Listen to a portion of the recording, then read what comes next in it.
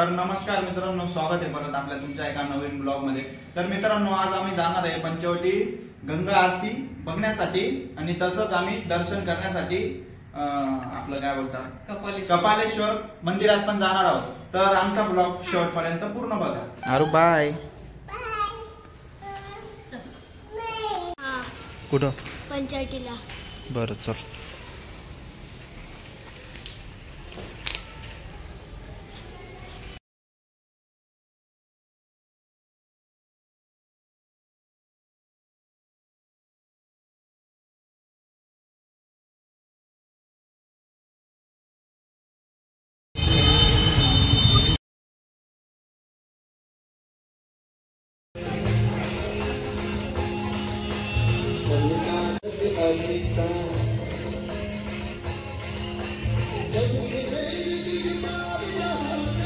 थोड्याच वेळात आरतीला सुरुवात होणार आहे। बघू शकता व्ह्यू एकदम असा जबरदस्त व्ह्यू आहे। अजून आरतीला अर्धा तास बाकी। 7 वाजता आरती चालू होणार आहे, तर तुम्ही बघू शकता। आम्ही दाखवू तुम्हाला थोडे थोडे मोमेंट दाखवणार आहे। बघू शकता शंख वाजतोय तिकडे। काय करतोय रे? काय करतोय रे? जाय जपता येतं का? जाय पाण्यात जाय। आता आम्हाला भेटायला कोण आले? प्रिन्स दादा आलेले। कसं वाटतं तुम्हाला आमच्या नाशिक मध्ये? एकदम भारी। आम्हाला एकदम भारी वाटतं। आरती पण आहे थोड्या वेळ। 7 वाजता आरती चालू आहे।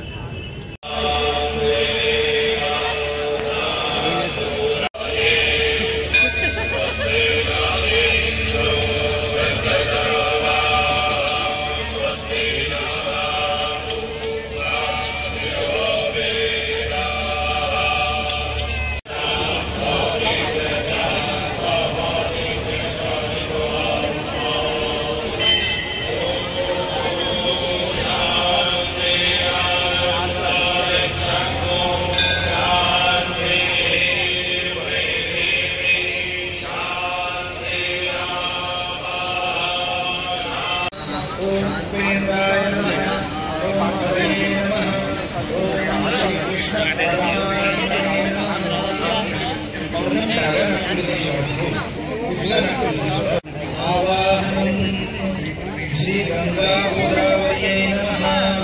आवाहनार्थे अक्षतांनि समर्पयामि। आणि आपल्या सभासाठी प्रार्थना तुपाचे निवेदन भगवान कृष्ण भजन करता है। भले पापी करते भी कर रहे, प्रति अगर प्रामाणिकता से पश्चाताप करता है और फिर से गलती नहीं दोहराता है, शीघ्रम भवति धर्मात्मा। वो व्यक्ति जल्दी धर्मात्मा बन जाता है और उससे परम शांति की प्राप्ति होती है। और भगवान अर्जुन कहते हैं कि अर्जुन तुम ये सब जगह बिखरेगा तो टूटी जानी ही। आप सब यहाँ पे घोषणा कर दो, मेरे भक्त का कभी नाश नहीं होता। इसलिए हम धर्म का पालन करें।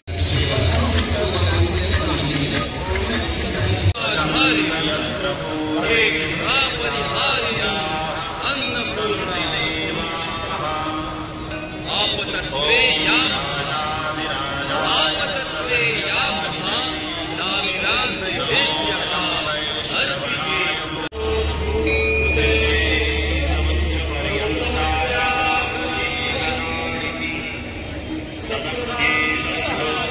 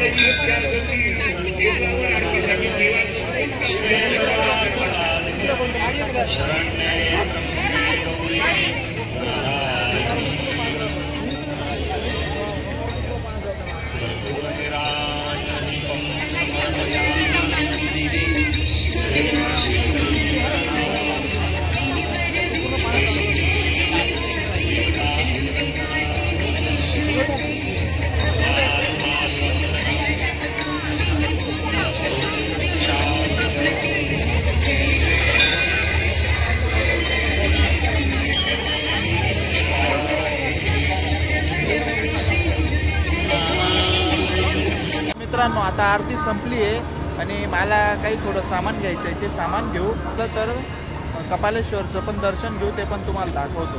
तर भावांनो, आपले भाऊ आले होते, घरून निघाले गंगा आरती बघण्यासाठी. ते आले, गंगा आरती त्यांनी संपूर्ण बघितली. आपल्या नाशिक शहरामध्ये चालू असलेली हिंदू परंपरा ही अशीच आता चालू राहणार आहे. तर हे भाऊ पण आले, तुम्ही पण या. तर मित्रांनो बघू शकता आम्ही घंटी वगैरे घेतोय नाही का.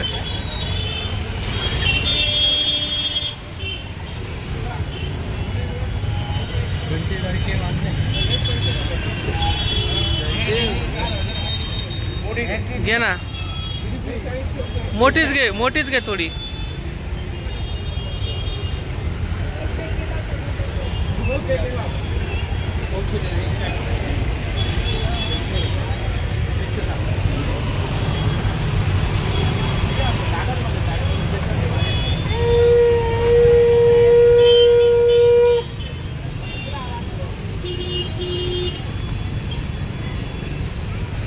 मित्रांनो घंटी घेतली 150 रुपये.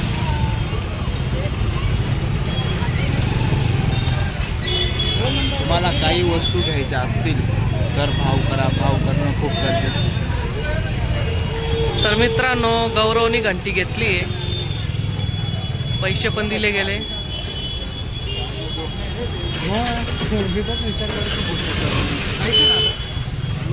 ए चाल, इकडूनच चाल.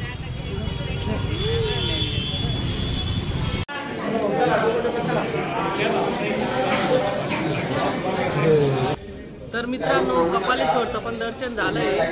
भावांनो, महत्वाचं एक सांगायचं आहे की आपल्या मराठी भाऊ आहे श्रीकांत बाबू, याच्या चॅनलला नक्की सपोर्ट करा, सबस्क्राईब करा, कमेंट करा आणि व्हिडिओ आवडला असेल तर 4 लोकांना पाठवा.